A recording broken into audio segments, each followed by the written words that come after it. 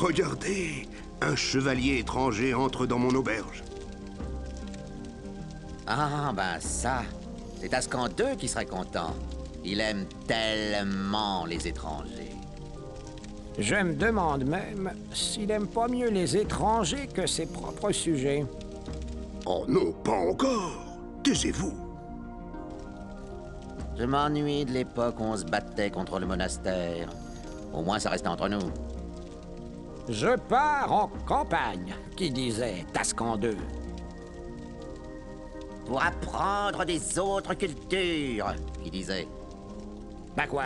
On n'est pas bien ici, que je lui réponds? On n'est pas intelligents, nous? Taisez-vous. Un laboratoire pour la science.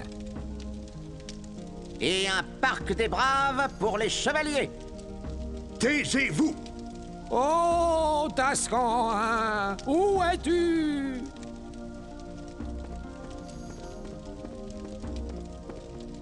Assez, bande de buvards de comptoir d'auberge. Personne n'insulte Tascan II ici. Un mot de plus et j'appelle la garde. Notre roi est un grand roi, alors que son père, Tascan I, était un tyran qui ne pensait qu'à son pouvoir. Vous devriez accueillir cet étranger avec les honneurs. Moi, je suis flatté qu'on choisisse ma ville et mon auberge. Approche, chevalier. Tu es ici chez toi.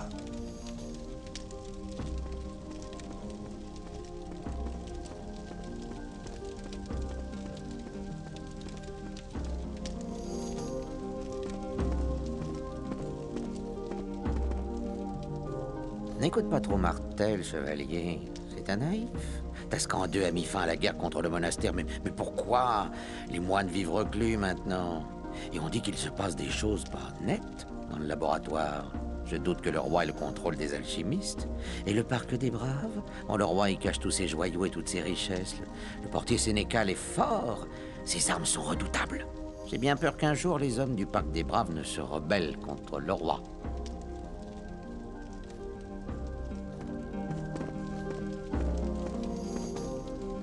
T'es un chevalier, pas vrai? Tu trouves ça normal, toi, que le roi n'arrive pas à mettre de l'ordre dans sa forêt? Les brigands sont de plus en plus forts. Je suis sûr que leur chef Caron est plus intelligent que le roi. Un jour, les brigands vont voler les joyaux de la nouvelle salle au trésor dans le parc des Braves. On dit qu'ils y travaillent déjà. Ils vont ridiculiser Tascan II. Et là, on aura une belle guerre civile sur les bras.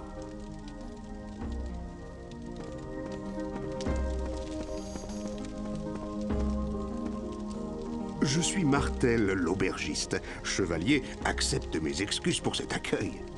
Tascan II explore des terres inconnues et ces deux tonneaux en profitent pour le critiquer. Le roi a favorisé le développement de la science en faisant construire un astrolabe. Et il n'enrôle plus de chevaliers par la force. La ville possède maintenant un parc des braves pour ceux qui souhaitent être sacrés chevaliers. Mais tout le monde a droit à son opinion. Bon. Si tu veux manger et reprendre des forces, tu devras me donner des plastiques. Et pour te souhaiter la bienvenue, je t'offre la chambre gratuitement pour dormir et sauver ta partie. À l'étage, ma femme de chambre la prépare. Un grand chevalier doit bien se nourrir. Voici un repas, tout ce qu'il y a de plus équilibré. Et n'oublie pas la chambre, elle est gratuite. Gloire au roi!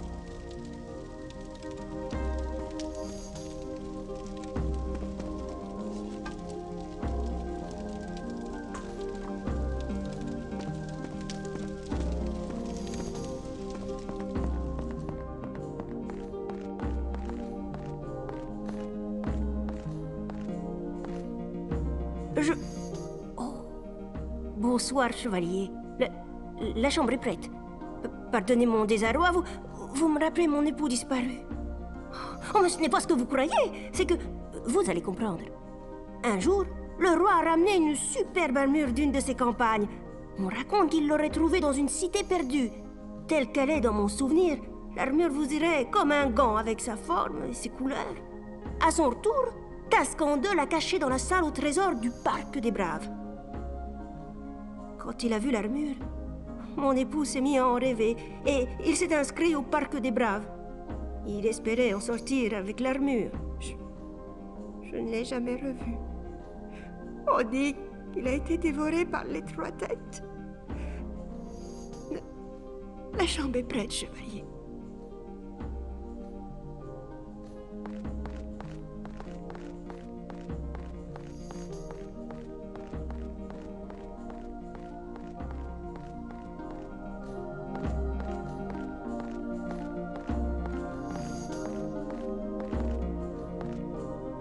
La chambre est prête, chevalier.